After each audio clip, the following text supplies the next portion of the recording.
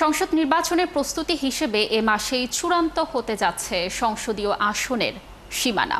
সোমবার নির্বাচন কমিশনের সচিব আরও জানান, জাতীয় নির্বাচনের জন্য আচরণ বিধিমালা সহ বেশ কিছু আইনে পরিবর্তন আনতে যাচ্ছেন তারা।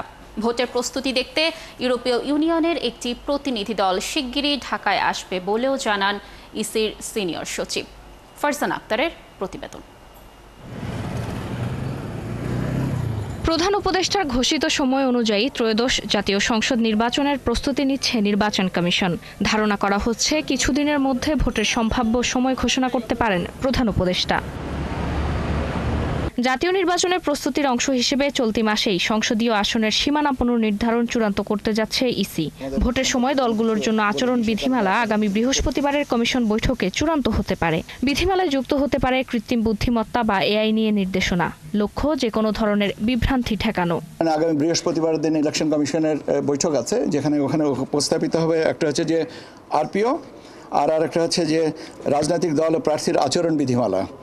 এই আচরণ বিধিমালাটা আমাদের ওয়েবসাইটে ছিল এবং অনেক সংগঠন, রাজনৈতিক সংগঠন এবং বিভিন্ন সংগঠন এবং ব্যক্তি পর্যায়ে অনেকে আমাদের বিভিন্ন মতামত দিয়েছেন, যেগুলো আমরা যেটার সাথে মনে করেছি যে যৌক্তিক, সেই জিনিসগুলোকে আমরা ইনকর্পোরেট করেছি। তিনি বলেন, নির্বাচনের প্রস্তুতি দেখতে ইউরোপীয় ইউনিয়নের 7 সদস্যের একটি প্রতিনিধি দল সেপ্টেম্বরের মাঝামাঝিতে ঢাকায় আসবেন।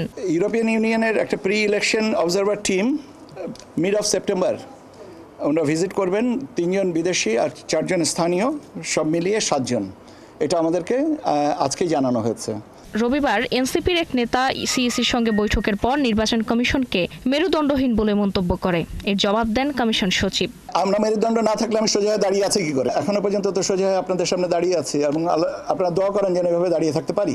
প্রস্তুতি সম্পন্ন হলেই নির্বাচনের তফসিল ঘোষণা করা হবে বলে জানান নির্বাচন কমিশন সচিব। ভোটার তালিকা অধ্যাদেশের সংশোধনী। ফারজানা আক্তার, ৭১, ঢাকা।